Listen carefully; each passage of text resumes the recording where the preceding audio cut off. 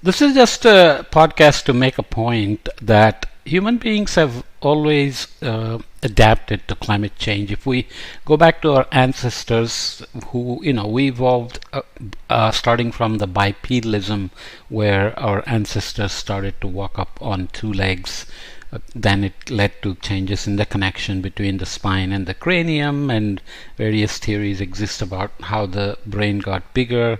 We got opposable thumbs, so we can grip better, we can build tools, we can throw very far, and so on and so forth. And all this happened over many, many cycles of glacial and deglacial climate changes, especially over the last million years. And ancestors, presumably by all evidence we have now, evolved originally in East Africa, and then they emigrated out, and then maybe multiple evolutions happened in different places. This story will keep evolving as we keep finding more evidences, archaeological, fossil evidences, and other things.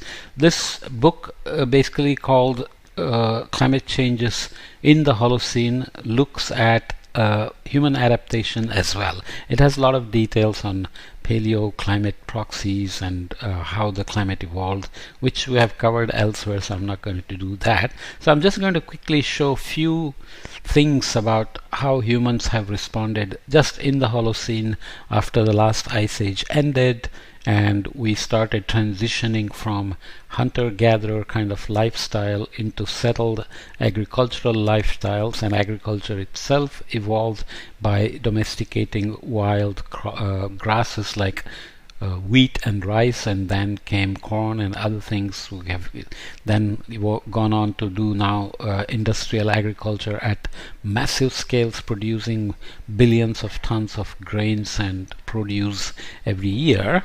So let's just run through a few things, not so much to say anything very specific, but to show that climate changed throughout the Holocene, even though the climate has been quite stable over this period. Changes of only half a degree or so till industrial revolution started, and then we have warmed by about 1.2 degrees C by now. And over this period we became agriculturalists, and then became technologists, starting with the industrial revolution. Have we somehow become much more sensitive and vulnerable to climate change, or is it that we are talking about adaptation because now we have so many models to tell us what will happen? We have emitted a lot of greenhouse gases, which is warming the climate, extreme events, and so on and so forth. So if the general idea is that human beings can and will and have always adapted to climate change, then what exactly are we facing right now that's different than how we have survived for hundreds of thousands, if not a couple of million years, right? This is the figure from Chapter 1. I will just pick random figures and just make a few points. Trends of the Asian summer monsoon, East Asian summer monsoon, and the westerlies adapted from these papers. So you can see here the various types of vegetation. Eurasian steppe, so this is in the Holocene, so already climate change has happened, ice sheets have disappeared, and so on. And you have winds here, Indian summer monsoon, East Asian summer monsoon, and you have various other features like Asian summer monsoon fringes, where the variability generally tends to be much higher. So if you look at the core of the monsoon zone, the variability in the monsoon is not as severe as on the fringes here. So Pakistan has much more of a variability in rainfall than the core monsoon zone, for example, and similarly over here. So here is the East Asian summer monsoon fringe zone.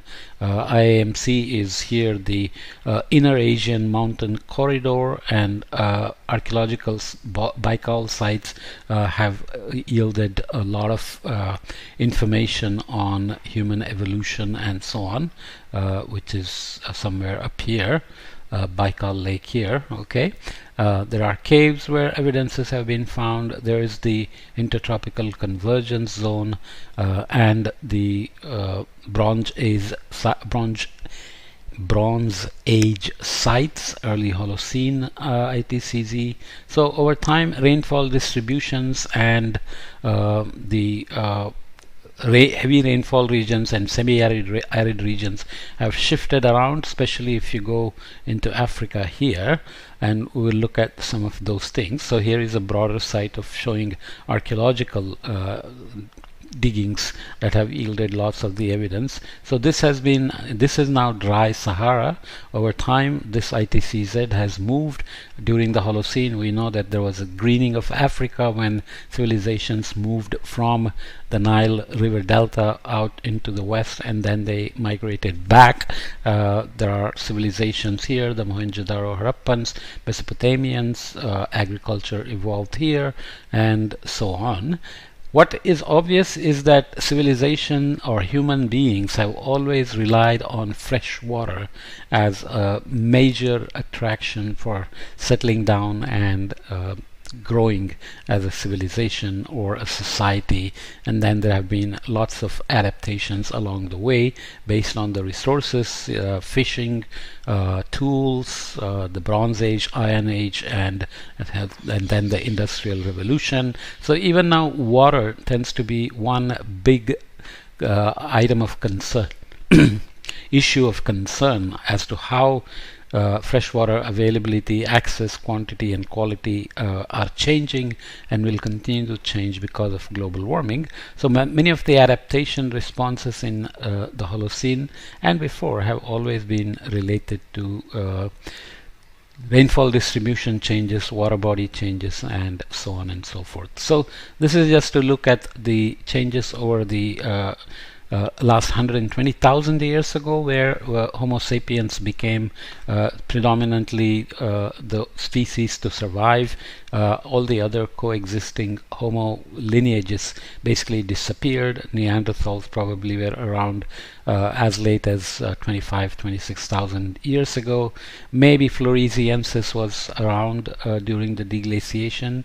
There are anecdotal evidences and stories and narratives in Malaysia, Indonesia, talking about hobbits, the little humans that were seen in the forest, but there is no evidence how long into the deglaciation they actually survived. And they had a small brain, small body, and they somehow were still quite adept at hunting and surviving in the forests and so on and so forth. So the solar radiation forcing itself has changed over this time as a combination of obliquity, precession, and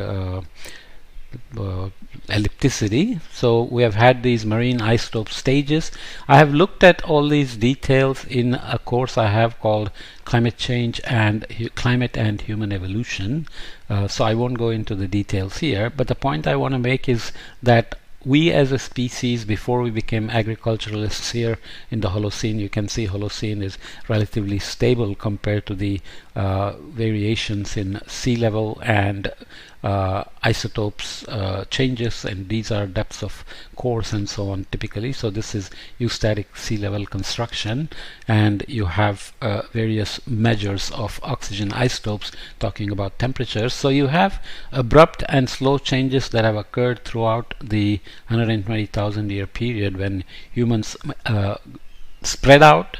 They sapiens became dominant and survived into the Holocene to become agriculturalists. So what is different about climate adaptation here that hadn't happened here? That has to be figured out. Axel Timmerman, who's now at the IBS in Korea, writes a lot about how climate and vegetation and habitats have changed over time, and how various Homo species have migrated throughout time, and so on and so forth. Okay, so this is the CO2 concentration over time. So obviously we were still in the last glacial during this time, 130,000 years ago or so. The glaciation started, so you can see the slow cooling and decrease in the carbon dioxide concentration in the atmosphere, and then the glaciation and the rapid increase up to about 280 ppm happened. Before the Industrial Revolution we hit about 300, and now we are at 420 something by 2023. Okay, so you can see all these things that basically indicate that humans have managed to survive by either moving. So you can see various migration routes happening here. So various numbers are here. I have read them in detail elsewhere, so I don't know how much I want to read. But typically, the out of Africa theory would go from here 3.6 million years ago. We were here 120,000 years ago. The evidence of 700,000 years ago in Europe. Always a puzzle as to why they ended up in other places much before they reached Europe, but maybe that date will change also as we go along. So here is 400,000 years ago, 1.8 million years ago, 14,000 years ago. When they colonized North and South America is still being debated as evidence keeps emerging, but also whether they took the coastal route or the interior route and so on and so forth. Okay, so they were already here 23,000 years ago, and maybe even in Australia 33,000 years ago, 600,000 years ago here, and so on. So this route happened presumably earlier. Sea level changes, climate changes, and so on would have been involved. Whether they went out of here because conditions became inhospitable over here, and they started to seek other areas for food and animals and so on, or they were just explorers who kept going in different places, is not so obvious. And there are details, Denisovans, which are found somewhere here in Siberia, are presumably related, but they may have evolved independently. So it's not that everybody evolved here at the same time. So some speciation happened maybe after geographic separation following out of Africa theory. So I'm being very brief and a little sketchy here in details, but since this is not the focus of immigration or climate change itself, I will remain brief. So maybe I'll stop this podcast here and we'll come back and look at some hydrologic structures, water harvesting, irrigation, and so on. And you can imagine that agriculture itself evolved during the Holocene along with domestication of animals like livestock and chicken, and dogs evolved as human companions as climate changed and became suitable for agriculture, and humans figured out how to domesticate crops, and then started to deforest and become bigger and bigger in area covered by agriculture. The cultivation of rice may have evolved independently in parts of Asia, and some other variables, some other vegetables, crops, grains, etc., like corn may have evolved in South America, pepper, potatoes. Along the way many changes have happened, as well as technology has evolved along the way, and societies got bigger because they were settled, fertility rates went up, then the child care became better. So instead of women running around with the men as hunter-gatherers, which tends to reduce fertility as well as makes the family size smaller, family sizes got bigger, societies as a cohesive unit started to get bigger, and cities evolved based on the resources, civilizations evolved and went extinct, and so on and so forth. But adaptation to climate change has always been a part of that. So we will look at just some examples of water-based adaptations along the way. Okay.